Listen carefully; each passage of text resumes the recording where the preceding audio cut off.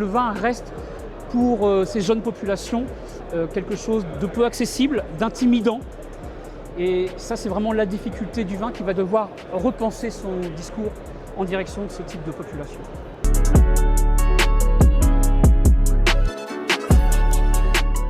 Le vin peine à parler aux jeunes de moins de 35 ans. Imaginez que vous êtes un homme, un garçon même, vous arrivez au restaurant, on vous donne la carte des vins, vous êtes censé savoir, vous avez 2000 ans, le poids de 2000 ans d'histoire qui vous tombe sur les épaules. Donc le vin reste pour ces jeunes populations quelque chose de peu accessible, d'intimidant. Et ça, c'est vraiment la difficulté du vin qui va devoir repenser son discours en direction de ce type de population. Un des reproches premiers qu'on pourrait formuler à la filière vin, c'est peut-être pendant longtemps avoir négligé la moitié de l'humanité. Les femmes qui accessoirement, si je suis bien renseigné, sont celles qui font les courses et qui sont aussi celles qui font la cuisine.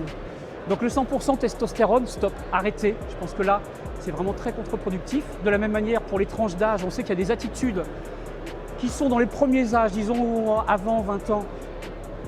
Comme on associe le vin aux parents, il y a un facteur de rejet.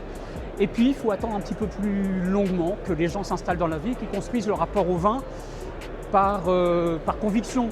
Et le discours du vin a 1000 raisons d'être. Je m'en nourris moi-même avec tout ce pan culturel, historique, technique, etc.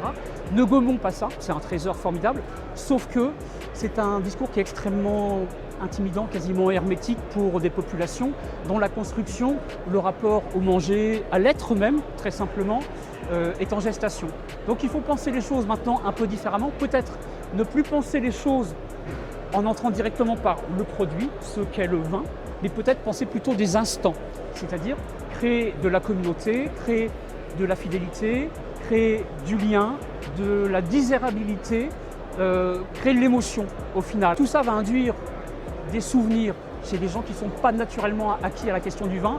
Et après, lorsque tout ça aura fait son chemin, ces populations-là vont venir naturellement au vin avec une quête un peu plus construite, avec des attentes un peu plus formulées. Je crois aussi qu'il y a deux choses qui ont commencé à être travaillées qui sont assez intéressantes. C'est que l'étiquette, c'est une promesse imprimée. Donc il y a un travail à faire sur l'étiquette. Le château est un peu écorné, par exemple. En tout cas, au moins pour des populations jeunes. Laissons la place à des étiquettes un petit peu plus respirantes. Et puis aussi le champ lexical, qui lui a été très construit, très savant, et qui peut-être a besoin d'être un petit peu déconstruit. Et enfin, ce qui est spécialement important, arrêtons d'interroger des vieux messieurs pour parler vin. Les jeunes ont besoin de gens qui leur ressemblent en train de boire du vin pour que ce soit appropriatif, qu'ils puissent s'associer, se reconnaître chez les prescripteurs.